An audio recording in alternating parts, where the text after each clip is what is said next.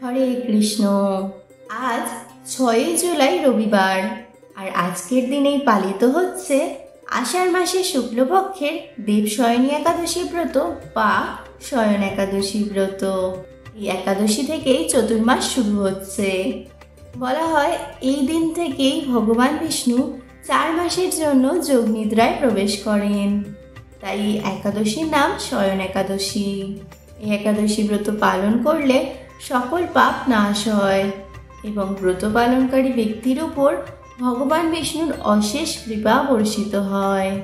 আজকের ভিডিওতে আমরা আলোচনা করব শয়ন একাদশীর ব্রতকথা ও বিভিন্ন স্থানের পালনের সময়সূচি এবং পালনের মন্ত্র। শয়ন একাদশী ব্রত মাহাত্ম্য। মহারাজ যুধিষ্ঠির বললেন, হে কৃষ্ণ, আষাঢ় মাসের শুক্লপক্ষের একাদশীর নাম কি? এর মহিমাই বা কি? তা কৃপা করে আমাকে বলুন।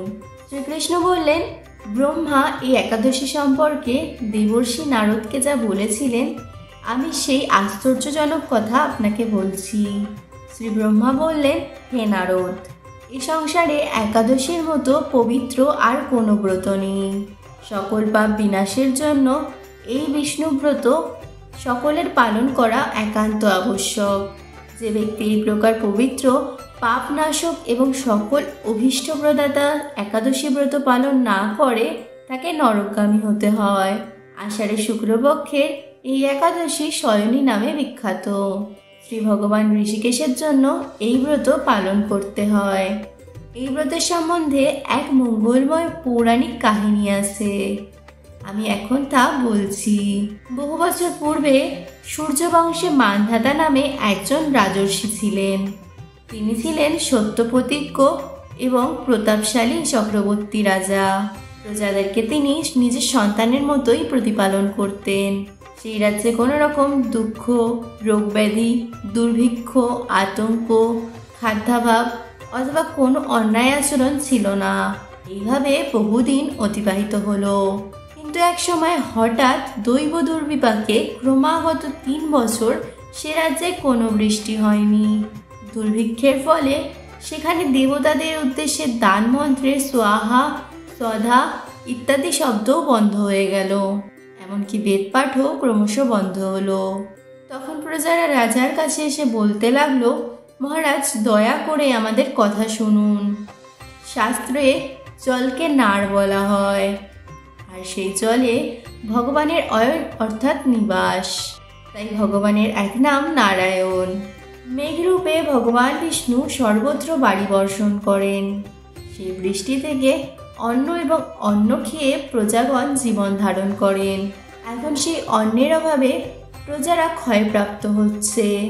অতএব হে মহারাজ, আপনি এমন কোনো উপায় অবলম্বন করুন যাতে আপনার রাজ্যের শান্তি এবং কল্যাণ সাধন হয়। রাজা মান্ধাতা বললেন, তোমরা ঠিকই বলেছ। অন্ন থেকে প্রজার উদ্ভব, অন্ন থেকেই প্রজার পালন। তাই অন্নের অভাবে প্রজারা বিনষ্ট হয়, আবার রাজার দোষেও রাজ্য নষ্ট হয়।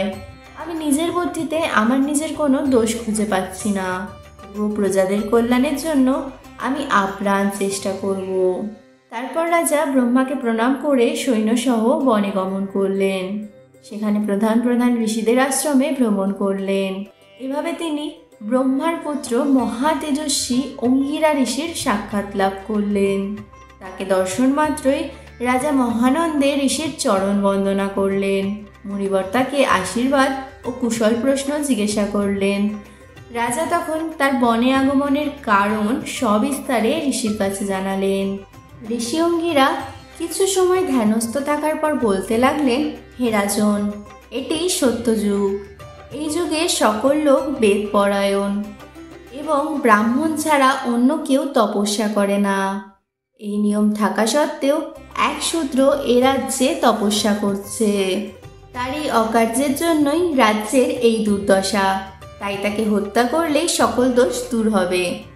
রাজা বললেন, হে মুনিবর, তপস্যাকারী নিরপরাধ ব্যক্তিকে আমি কিভাবে বধ করব? আমার পক্ষে সহজ সাধ্য অন্য কোনো উপায় থাকলে আপনি তা দয়া করে আমাকে বলুন। তদুত্তরে মহর্ষি অঙ্গিরা বললেন, আপনি আষাঢ় মাসের শুক্লপক্ষের শয়নী নামে প্রসিদ্ধা একাদশী ব্রত পালন করুন। এই ব্রতের প্রভাবে নিশ্চয়ই রাজ্যে বৃষ্টি হবে। এই একাদশী সর্বসিদ্ধিদাত্রী এবং সর্ব উপদ্রব নাশকারিণী। হে রাজন, প্রজা ও পরিবারবর্গ সহ আপনি এই ব্রত পালন করুন। মুনিগণের কথা শুনে রাজা নিজের প্রাসাদে ফিরে এলেন। আষাঢ় মাস উপস্থিত হলে রাজ্যের সকল প্রজা রাজার সাথে এই একাদশী ব্রতের অনুষ্ঠান করলেন। ব্রত প্রভাবে প্রচুর বৃষ্টিপাত হলো। কিছুকালের মধ্যেই অন্নাভাব দূর হলো। ভগবান ঋষিকেশের কৃপায় প্রজাগণ সুখী হলো। এ কারণে সুখ ও মুক্তি প্রদানকারী এই উত্তম ব্রত পালন করা সকলেরই অবশ্য কর্তব্য। ভবিষ্যত্তর পুরাণে যুধিষ্ঠির শ্রীকৃষ্ণ তথা নারদ ব্রহ্মা সংবাদ রূপে একাদশীর এই মাহাত্ম্য বর্ণিত হয়েছে। তো এই ছিল শয়ন একাদশী ব্রতের মাহাত্ম্য কথা। এবার পারণের মন্ত্রটি স্ক্রিনে দেওয়া হচ্ছে। ব্রতের পরদিন সঠিক সময়ে জগন্নাথ দেবের মহাপ্রসাদ অথবা অন্ন গ্রহণ করে এই ব্রতের পারণ সম্পন্ন করবেন। এবার দেওয়া হচ্ছে দেশের বিভিন্ন স্থানের পারণের সময়সূচি।